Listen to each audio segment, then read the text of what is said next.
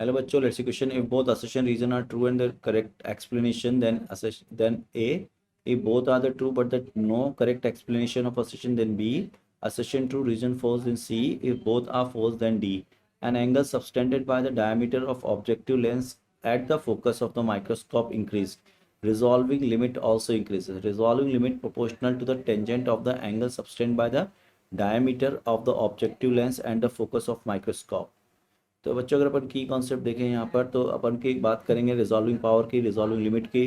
तो जो रिजॉल्व की कॉन्सेप्ट हो जाएगा हमारे पास, की कॉन्सेप्ट क्या होगा, key concept is equal to what, resolving limit. Resolving limit, तो रिजॉल्विंग लिमिट जो होती है वो मिनिमम डिस्टेंस होती है between the two object so that they can see separately. तो अगर अपन देखें रिजॉल्विंग लिमिट की, तो रिजॉल्विंग लिमिट होती है आपके पास that is 1.22 lambda upon of mu sine theta. ये होता है आपके पास रिजॉल्विंग लिमिट।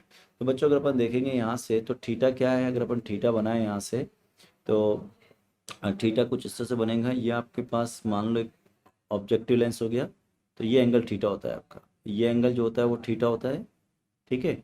तो अगर डायमीटर बढ़ाएंगे तो थीटा का वैल्यू भी बढ़ जाएगा, डायमीटर बढ़ाने पर थीटा का वैल्यू साइन थीटा भी क्या होगा, बढ़ जाएगा। तो रिजॉल्विंग लिमिट क्या होगी आपकी, कम हो जाएगी। तो क्या कह रहा है, as angle subtended diameter of objective lens of focus microscope resolving limit also increases. तो रिजॉल्विंग जो लिमिट होगी वो डिक्रीज हो जाएगी, ठीक है। रिजॉल्विंग लिमिट जो होगी वो डिक्रीज हो जाएगी। तो असर्शन गलत हो गया। Resolving limit proportional to the tangent of angle subtended by the diameter of objective lens at the focus of microscope. तो बच्चों ये तो गलत हो गया, इन्वर्सली प्रोपोर्शन होती है। तो असर्शन भी गलत है, रीजन भी गलत है। तो करेक्ट एक्सप्लेनेशन जो हो गया आपका, करेक्ट आंसर जो जाएगा वो जाएगा आपका fourth. I hope you understood it. Best of luck.